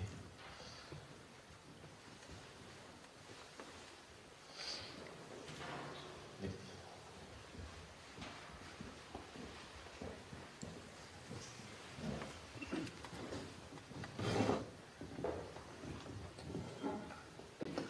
안녕하세요. 전주에 살고 있는 시민입니다. 가불 선진군 책으로 읽었을 때는 좀 잘 와닿지 않았던 이야기들을 이렇게 좀 강연으로 듣고 하니까 제가 되게 마음속에 되게 이해도 되게 잘 되고 했었는데 이런 중요한 문제이지만 제가 좀 강연을 듣고 그런 책을 읽으면서 좀 굉장히 이상적이고 좀 너무 먼 미래라고는 생각이 들어서 조금 좌절감이 또 생기기도 했는데요. 이런 좋은 것들이 이제 현실이 되기 위해서는 이 사회권을 주도하는 세력의 집권이 저는 꼭 필수적일 거라는 생각이 들거든요. 그래서 장기적으로 조국 혁신당에서 혹시 집권 플랜을 갖고 계신지 좀 궁금합니다. 당연히 이제 집권을 해야 집권을 하고 행정 권력을 가지고 와야 또 의회에서 마찬가지겠습니다만은 이제 사회권 실현과 관련해서는 예산에 대한 결정권을 갖죠. 이 돈 문제 아닙니까? 예산 결정권은 현행법상 기재부가 예산 편성권을 갖거든요. 그럼 기재부를 지도 통화를 하려면 그 행정부 전체를 장악을 해야 되는 거겠죠. 그건 너무 당연한 거라고 보고요. 두 가지를 나눠서 말씀드릴 수 있을 것 같습니다. 아까 말씀하셨듯이 이게 될까? 이게 뭐지? 너무 먼 미래 갖고 말씀하셨듯이 너무 이상적이지 않을까라고 하셨는데 우리가 한 80년대 이때만 하더라도 정치적 민주화가 된다는 상황, 지금처럼 언론의 자유, 표현의 자유 되는 것을 그 당시에 독재 정권이 뭐라고 그랬냐면 그거 먼 나라 외국 얘기라 그랬어요. 한국적 민주주의가 좋은 거지 그런 거 되는 거 없다. 그거 다 더 서구 다른 나라 얘기다라고 교육을 받았습니다. 안 된다라고 했습니다. 저는 이거 될 거라고 봅니다. 점점 우리는 속도가 한국 사람이 성질이 급해요. 다 빨리빨리 하려고 하기 때문에 모르면 안 하지만 알게 되면 그걸로 방향이 잡힌다고 저는 생각을 하고요. 특히 정당에서 사회권이라는 얘기를 본격적으로 이렇게 강령으로 내세운 정당은 조국혁신당이 처음입니다. 처음이고 저뿐만 아니라 조국혁신당의 의원들, 그 다음에 당직자들, 시도당 간부들 모두가 이 얘기를 지금 공부하고 주장을 할 것이기 때문에 이것이 이제 물론 뭐 내일 된다, 1년 뒤에 된다 이런 말씀은 못 드리죠. 그런 지향을 가지고 꾸준히 이제 노력해야 될 것입니다. 할 것이고요. 집권 플랜 말씀하셨는데 저는 이렇게 생각합니다. 지금 현재 이제 윤석열 정권을 종식시키고 정권을 교체해야 되는 거 아닙니까? 그래야 그 다음에 이제 뭐가 오죠. 너무 당연한 것이고, 그럼 윤석열 정권을 교체하는 것을 위해서는 당연히 조국혁신당만으로 될 수가 없지 않습니까? 그러니까 다른 민주당, 뭐 사회민주당, 진보당 다 힘을 합해서 할 것이고 또 하고 있습니다. 그 다음에 이제 문제인데 이런 것 같아요. 그러니까 이걸 실현하려면 집권을 해야 되고, 그럼 집권을 하려면 어떤 플랜이 필요하냐 해서 저는 지난 대선에서 이재명 후보가 0.73으로 졌지 않습니까? 요만큼 차이로 졌는데 그에 대한 평가가 막 사람마다 패배 원인에 다를 수 있겠죠. 뭐 최근 봤습니다만은 뭐 여론조사 조작부터 시작해서 온갖 얘기 나올 수 있는데 이게 이제 지금 또 보면 그 두 번째, 지금 각종 여론조사에서 이재명 대표의 대선 지지율이 항상 1등을 하고 있지 않습니까? 상당히 한동훈과 비교해서 아주 큰 차로 이기고 있지 않습니까? 그러면 자동적으로 아주 쉽게 대선에서 이긴다? 저는 그렇지 않을 거라고 봅니다. 그 지금 시기와 다르게 대선으로 들어가게 되면 우리나라 이 유권자층이 양쪽으로 쫙 갈라집니다. 중간에 있는 사람이 없어집니다. A 아니면 B로 결정을 해야 되는 상황이 와버립니다. 양쪽으로 쫙 퍼지거든요. 그때는 항상 아슬아슬한 싸움이 됩니다. 많은 사람들이 문재인 대통령이 당선되었을 때 매우 쉽게 당선되었다고 생각합니다. 촛불혁명 뒤에 문재인 대통령이 당선됐지 않습니까? 근데 문재인 대통령은 촛불혁명 뒤였어요. 너무 호조건이었어요. 박근혜 탄핵, 촛불혁명 뒤에 이루어졌는데 당시 보수 쪽 진영은 유승민과 홍준표가 둘이나 나와서 분열됐습니다. 홍준표, 유승민이 나온 상태에서 문재인 후보는 50%를 못 얻었어요. 이 말씀은 뭐냐 하면 그렇게 촛불혁명 뒤라는 상황에서도 이 진보층의 투표율이 그렇게 50을 확 넘기가 쉽지 않다는 겁니다. 대선에 들어오면 총선과는 다릅니다. 총선이나 지방선거와는 다릅니다. 그래서 다음 대선이 물론 언제가 될지 모르겠는데 통상 2년 반 뒤에 될지 조국혁신당은 더 당기려고 합니다. 당기려고 하는데 언제 될지 모르지만 대선 들어가게 되면 홍해가 뭐 갈리듯이 양쪽으로 갈라지기 때문에 그 차이가 아슬아슬하게 됩니다. 지금의 여론조사 지지율하고 다르다는 겁니다.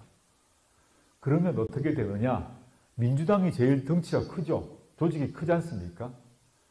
그 민주당만의 힘으로 이기기는 쉽지 않을 거라고 봅니다. 민주당과 조국혁신당과 뭐 진보당과 등등 이게 다 힘을 합치는 다수파 연합이 형성되고 그 다수파 연합이 우리는 이런 세상을 윤석열 다음에 이런 세상을 꿈꾼다. 이런 정책을 펴겠다. 이렇게 설득을 해야 저는 집권이 가능할 거다. 정권 교체가 가능할 거라고 봅니다.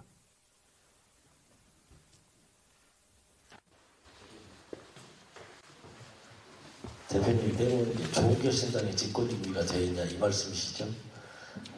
지금 당장의 집권 준비가 되어 있다 이렇게 말씀드리는 건 좀 곤란하고요. 아마 저희가 창당한 지 실은 이번 달이 8개월입니다. 가장 유례 없이 압축적으로 성장했고 8개월 동안에 아직 그 건물 뼈대만 있고요. 내부를 좀 채우고 있는 중이고 사회권 문제나 이런 것들이 지속적으로 세미나를 하고 있고 내년 초 정도 되면 이제 사회권과 관련된 우리 당의 그동안 세미나나 이런 했던 것들이 책자로 나올 거고요. 그런 것들이 이제 당의 홈페이지나 동영상으로 콘텐츠 제작해서 이제 국민들한테 알리는 기관들이 되실 거고. 민주당과 조국혁신당의 차이는 저는 축적의 차이라고 생각합니다.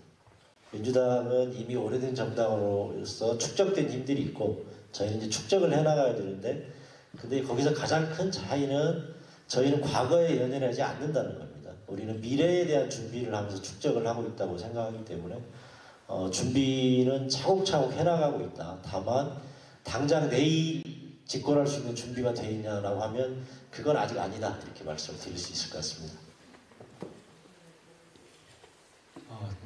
저도 한 말씀 좀 드렸습니까?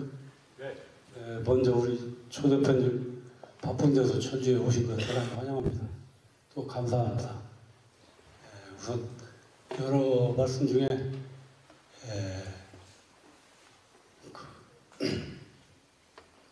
윤석열 정권 조기 종식은 뭐 당연히 국민 명령이고 빨리 해야죠. 당연히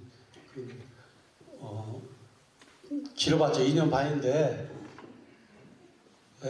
지난번 우리 전두환 때 6.29로 전두환을 무너뜨린가 했더니 노태우가 나왔습니다.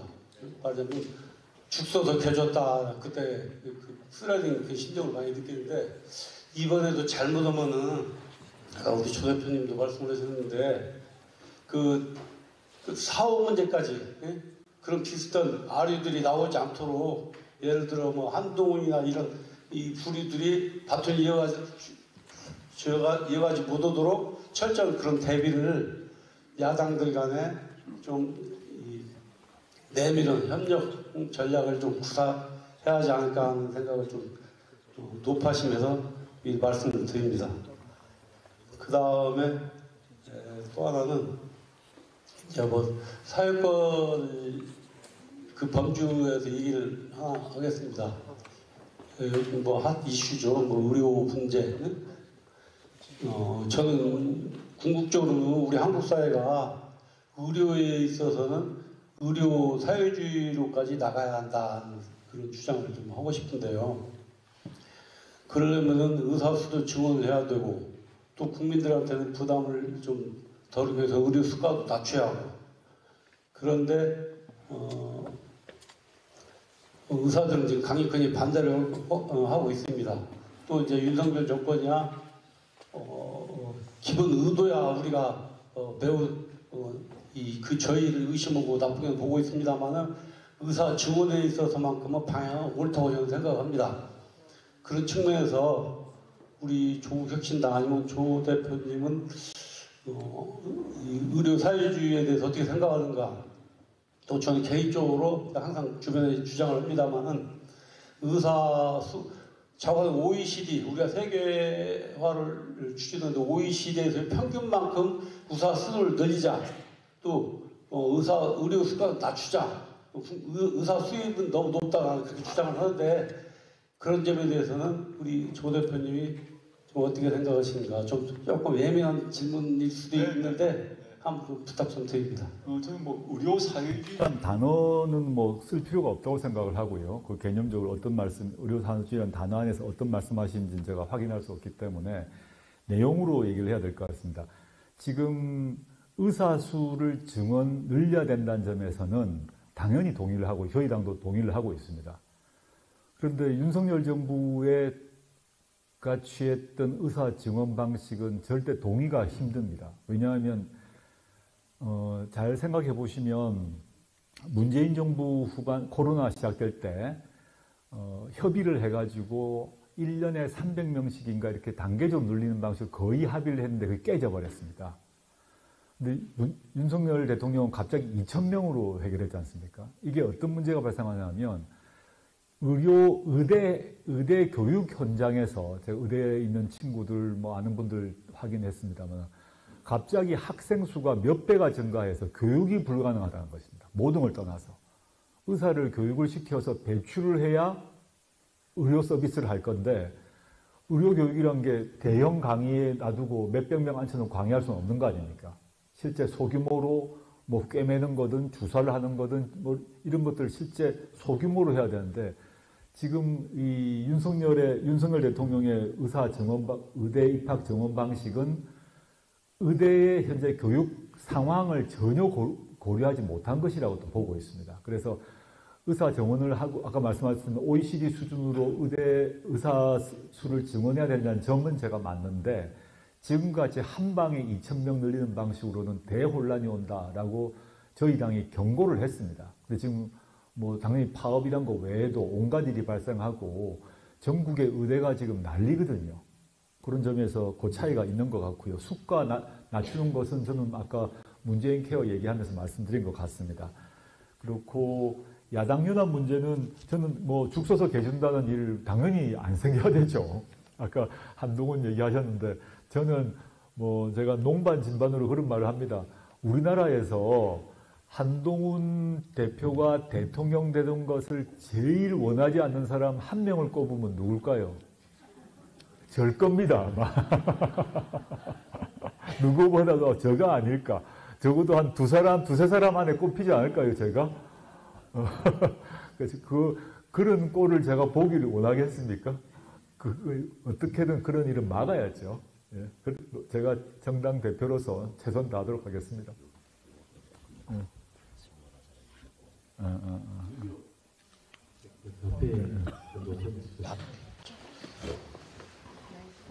네, 그 질문 시간이 많지 않으니까 좀 간단하게 해주시면 감사하겠습니다. 저는 군산에서 왔는데요. 저는 무당파입니다. 근데 오늘 모처럼 어떤 특별한 계기가 있어서 조국 대표님을 몇 년에서 한번 뵙고 싶어서 일부러 시간에서 왔습니다. 먼저 현 정권으로부터 많은 어려움을 겪으신 것에 대해서 심심한 위로를 드리고요. 제가 드리고 싶은 말씀은 지금 현재 창당한 지도 얼마 안 됐지만 대부분의 국민들이 도대체 조국 당의 색깔이 분명한 색깔이 뭐냐. 민주당에 가려져 있는 것도 많이 있지만 또 민주당에 편성해 있는 것도 적지 않다. 그래서 혼란스럽다는 얘기가 있습니다. 이 점에 대해서는 어떻게 생각하시는지 한번 설명을 해주시면 고맙겠습니다. 중요한 질문 해주셨고요. 조국혁신당은 민주당과 아까 공유하고 있는 부분이 많이 있습니다. 실제 저희 당에도 민주당 출신들도 많죠. 근데 또 잘 보시면 정의당 출신도 많습니다. 우리 지금 많이 알려진 신장식 의원 같은 경우는 정의당에서 평생 민주노동당 정의당에서 활동한 사람이죠. 또 다른 한 그룹은 생애 단 한 번도 정당 경험이 없었던 사람이 또 들어와 있습니다. 조국혁신당의 구성을 보게 되면 저는 이 조국혁신당의 첫 당원입니다. 저는 과거에 당적을 가진 적은 없었습니다. 제가 문재인 정부 일을 했지만 민주당원은 아니었고요. 옆에 있는 황현선 총장은 오랫동안 민주당에서 전략기획국장 등 민주당에서 잔뼈가 굵었습니다. 또 신장식 같은 경우는 여기 없습니다만은 민주노동당에서 20대부터 잔뼈가 굵었습니다. 다양하게 구성되어 있다는 점 먼저 말씀드리고, 그래서 민주당과 겹친다는 말이 일부는 맞는 말씀이지만 다른 게 있고요. 같은 점은 뭐냐면 윤석열 정권과 싸우고 정권 교체를 위해서 싸우고 그리고 제4기 민주정부를 수립해야 된다라는 점, 그리고 외교안보 문제에 있어서 같은 경우 지금처럼 친미, 친일 일변도의 외교안보 정책 그만둬야 된다. 다변화해야 된다. 그리고 북한 문제 관련해 있어서 지금 완전히 단절되어 버렸는데 평화정책을 복구시켜야 된다. 이런 점에 있어서는 차이가 많지 않을 것 같습니다. 그런데 자세히 보시면 그 외의 점에서 검찰개혁 문제를 우리 모두가 다 동의하고 있을 것 같습니다. 민주당도 검찰개혁을 대부분 동의한다고 말해 왔습니다. 그런데 검찰개혁의 핵심은 수사와 기소를 분리하고 검찰청을 공소청으로 바꾸고 수사기능은 중대범죄수사청으로 바꾸는 것이라고 다들 얘기해 왔습니다. 문재인 정부 때 지금까지 대선 공약, 총선 공약, 민주당의 대선 총선 공약입니다. 그런데 총선에서 민주당이 대승을 이루고 난 뒤에 검찰개혁법을 제출 안 했습니다. 근데 저희는 제출했습니다. 잘 모르시는데 다들 제출했다고 생각하세요. 근데 민주당은 특검법은 제출했지만 수사기소 분리를 포함한 검찰개혁 사법을 제출을 안 했습니다. 그리고 당분간 안 하겠다고 얘기를 했습니다. 그 이유는 뭐 짐작을 할 수밖에 없어서 제가 답은 못 드리겠고요. 검찰개혁에 대한 궁극적 생각이 차이가 있습니다. 언론에서 많은 정치평론가들이 수사기소 분리해야 된다고 다 얘기를 해왔고 그것이 민주당도 했다고 생각하는데 아닙니다. 다른 이유로 하지 않고 있고 미루기로 결정을 했습니다. 저희는 이미 제출을 했고요. 그게 차이가 첫 번째 있습니다. 그 다음에 이제 검찰개혁 얘기가 가장 중요하니까 그 얘기에 차이가 있다는 점 말씀드리고, 두 번째는 사회경제정책으로 앞에 정치학과 학생이 아까 질문했던 것인데, 사회경제정책에서 특히 조세정책에서는 분명히 차이가 나버렸습니다. 그래서 어느 정책이 맞냐? 금융투자소득세, 종합부동산세 문제 어떻게 할 것이냐? 그래서 지금 차이가 났는데 이게 언론에서 윤석열 정권과의 대립 때문에 무슨 차이인지를 지금 잘 드러나지 않고 있습니다만은 정치권 내에서는 달라진 거죠. 이건 이제 논쟁을 해야 될 사안입니다. 저는 조국혁신당이 해야 될 일 여러 일 중에 하나가 민주당이 지금 가장 규모가 큰 본대라고 할 수 있죠. 171니까요. 가장 큰 정당이고 중심 세력인데 저는 이렇게 생각합니다. 조직이 크다고 항상 큰 조직의 선택이 옳은 건 아닙니다. 틀릴 수가 있습니다. 그래서 민주당의 충성도가 높은 분은 지금까지 민주당의 강령이나 약속이 금투세 유지였거든요. 그럼 금투세 유지는 민주당의 지금까지 오랜 입장입니다. 근데 이번에 바뀌었잖아요. 조국혁신당이 바꾼 게 아닙니다. 저는 오래전부터 금투세를 실시해야 된다고 얘기를 해왔습니다. 근데 민주당이 지금 바뀌었지 않습니까? 그러면 갑자기 저희가 틀린 게 되겠습니까? 아닐 거 아닙니까? 금투세를 실시하자가 민주당과 조국혁신당의 공통의 약속이었는데 민주당이 바꾼 겁니다. 그러니까 저희는 유지를 한 겁니다. 근데 민주당의 일부 사람들은 저희를 그걸 이유로 비난하는 사람도 있어요. 그게 민주당에게 전 도움이 안 된다고 봅니다. 저는 금투세를 유지하는 게 집권에도 유리하다고 봅니다. 저는요. 근데 민주당은 다르게 보시는 것 같은데 금투세를 폐지함으로써 얻는 것도 있지만 금투세를 폐지함으로써 지금 시민사회 단체 내에서 참여연대, 경실련 거의 90% 이상의 시민단체에서 민주당과 각을 세웠습니다. 맹렬하게 비판을 지금 하고 있거든요. 이 문제를 어떻게 해결할 것인가. 민주당이 지금 그 문제로 민주당과 시민사회단체 전체가 지금 아주 날카로운 지금 충돌 상태에 있습니다.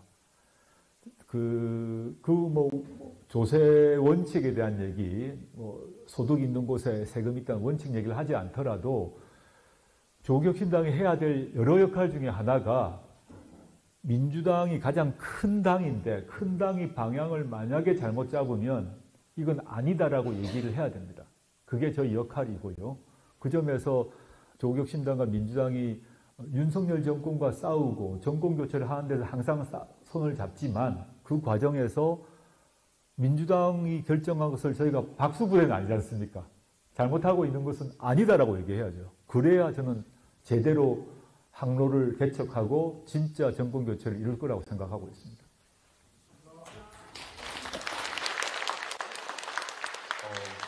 학생분들에 대해서 질문 혹시 하실 분 계신가요? 저 뒤에 먼저 손 드신 분 먼저.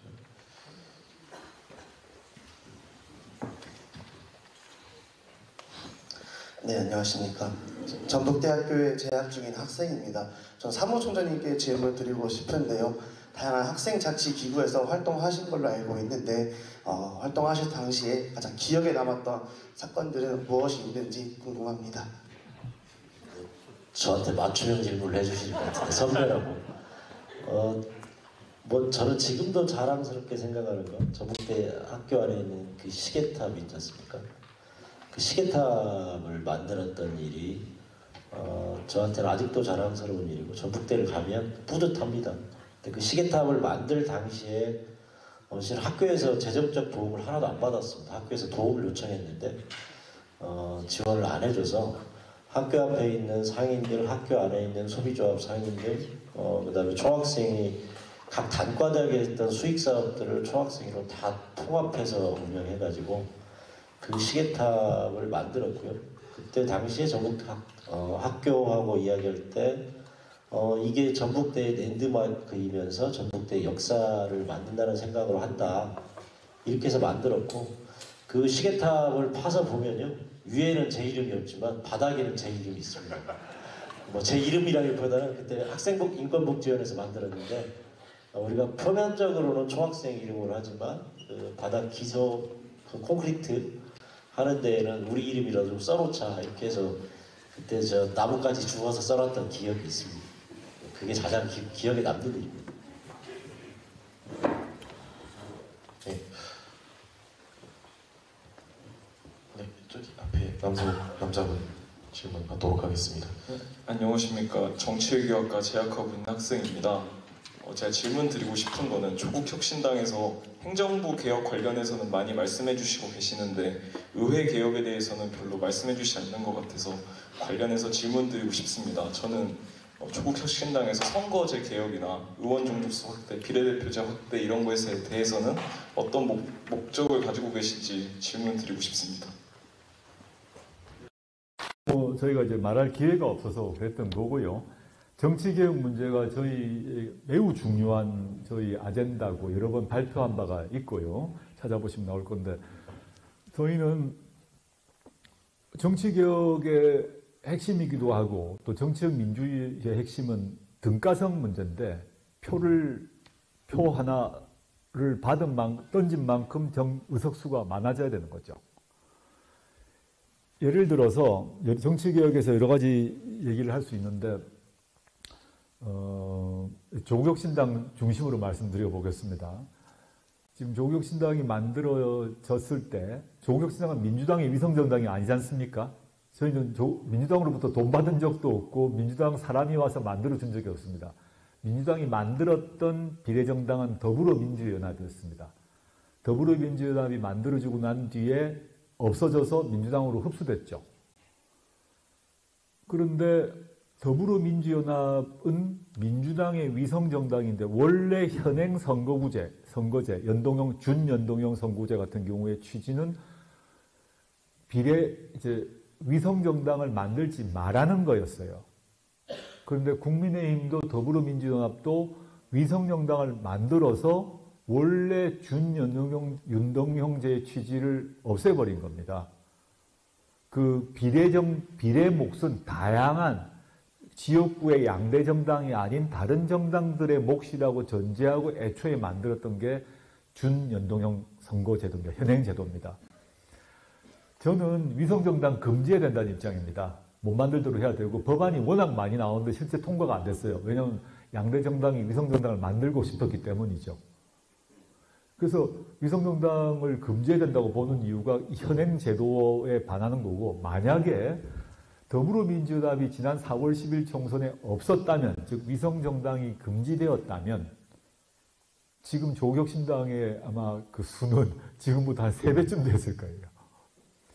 그 위성정당 제도, 위성정당을 허용할 것인가는 근본적 문제가 하나 있고요. 그 두 번째, 그 문제 별도로 보면 지금 우리나라 선거구제 같은 경우는 소선구제 아닙니까? 오랫동안 유지해 왔는데 소선구제를 유지하고 연동형 비례 이렇게 결합되어 있는데, 이러다 보니까 이제 소선구제를 유지하고 지역구에서는 소선구제, 그리고 제도 설정의 원래 취지는 위성정당이 없는 상태에서 준연동형이었습니다.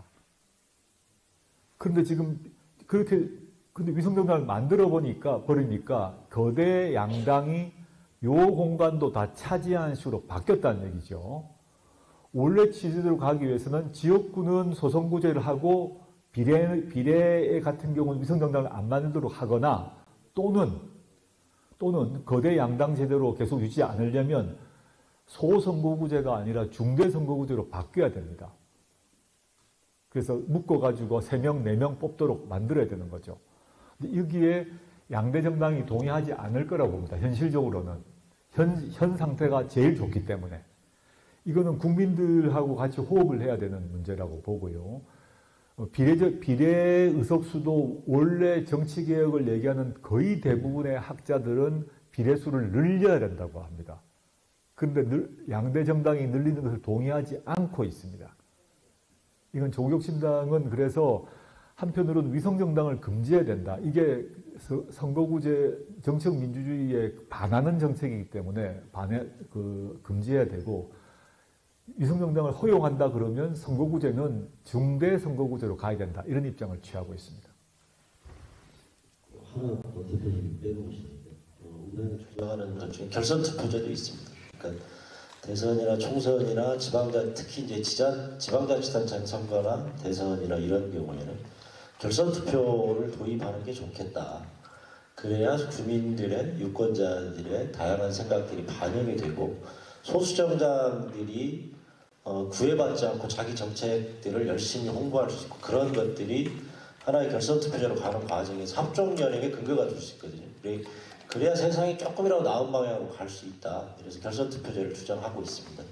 아마 이게 민주당과의 좀 차이가 점점 나는, 현재는 큰 공공의 윤석열 정권이라는 게 있기 때문에 이 부분이 좀 덜 드러나지만, 그게 정리가 되고 나면 민주당과 우리의 차이가 미세하게 점점 드러나기 시작할 거다, 이렇게 생각하고 있습니다.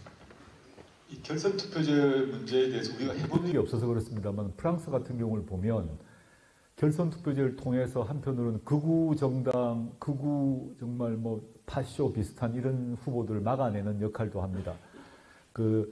지금 우리나라에서 이제 결선 투표제가 없다 보니까 항상 대선이건 시장 선거든 되게 되면 그 단일화 협상이라는 게 마지막에 꼭 나옵니다. 서로 어떤 형식으로 단일화할 거냐, 단일화 문항이 뭐냐, 방법이 뭐냐, 이걸로 옥신각신 싸우게 되고, 그럼 시민들이 짜증이 납니다.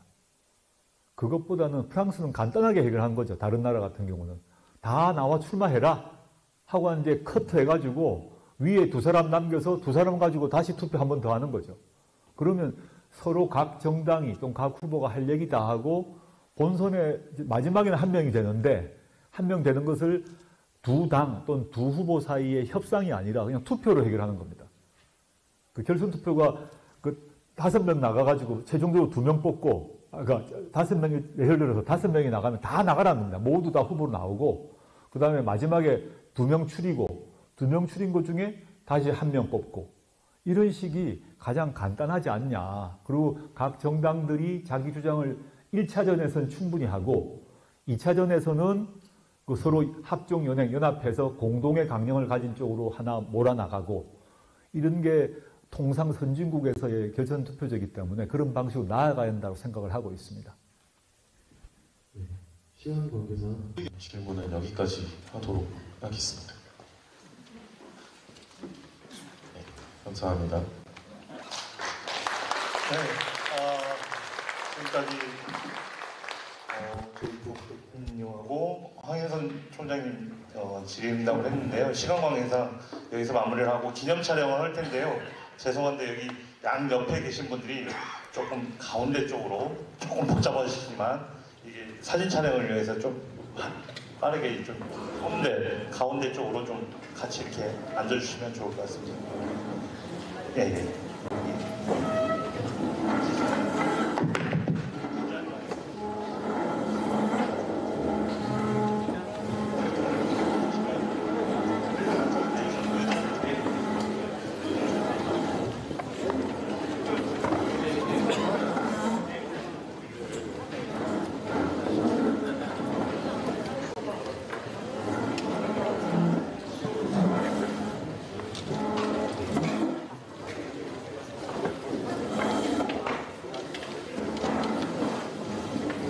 네, 이쪽 죄송한데 조금 이제 사진 촬영 바로 들어갈 텐데요.